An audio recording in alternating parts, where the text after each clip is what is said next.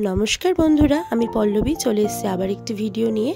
आज के तोमादेर साथे शेयर करब आमार शाशुड़ी मायेर हातेर स्पेशल चिकेन बिरियानी, ताओ आबार होममेड। तो चलो तोमादेरके देखिए दी। तो फार्स्टे आमी चिकेनटाके भालो करे धुए निয়েছি, धुए निয়ে एखाने एक एक करे सब जा जा लागे सब दिए निচ্ছি। तो एखाने आमी पेঁয়াজ कुचि दिए दिচ্ছি, आदा कुचि, रसुन कुचि, टमेटो कुचि दिए दिচ্ছি। एगुलोके आमी पेस्ट करे निই, कारण पेस्ट करले अनेकटा जल बेरोय। तो एइजন্য आमी ग्रेटारे भालो करे घषे निয়েছি। আর এখানে আমি আলাদা করে ভাতটাকে ফুটিয়ে ফ্যান গালতে দিয়ে দিয়েছি। ওখানে দেখতেই পাচ্ছ হাঁড়িটা। তো এখানে আমি ৬-৭টা মতো লঙ্কা ভেঙে দিয়ে দিয়েছি। চলো এবার মশলাগুলো দিয়ে দিই। এখানে দিয়ে দেবো 2 চামচ ধনে জিরের গুঁড়ো। এটা কিন্তু 1 কিলো মুরগির মাংস। আর ওখানে আমি ভাত ফুটিয়ে নিয়ে ফ্যান গালতে বসিয়ে দিয়েছি। আর এখানে দিয়ে দেবো 2 চামচ নুন, তারপরে দেব 2 চামচ হলুদ, আর তারপরে দেব লঙ্কার গুঁড়ো সামান্য দেব, বেশি দেব না, কারণ আমরা লঙ্কার গুঁড়ো বেশি খাই না, তোমরা তোমাদের পরিমাণ মতো দিয়ে দিও। আর তারপরে দেব গোলমরিচের গুঁড়ো।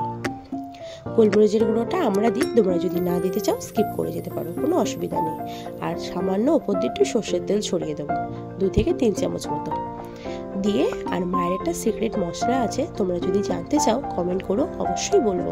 সেটা ভালো করে দিয়ে দিলাম, ওটা 1 চামচ মতো ছড়িয়ে দিলাম হাতের মাপে আর কি।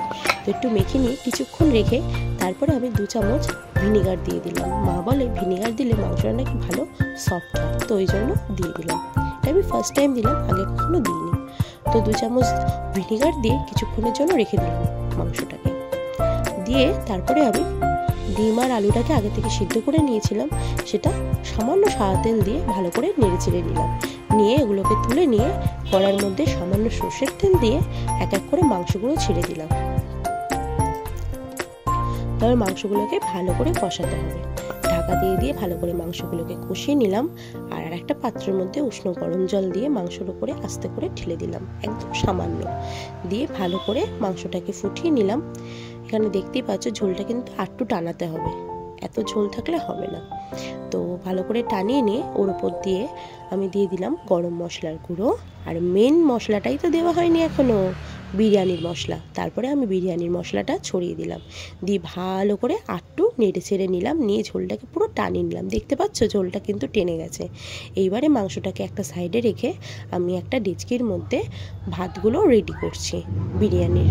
তো এখানে দেখতে পাচ্ছ সরু সরু চাল, তো বিরিয়ানির চাল পাওয়া যায় দোকানে, দোকানে কি তোমরা বলো, ওরা ঠিক দিয়ে দেবে।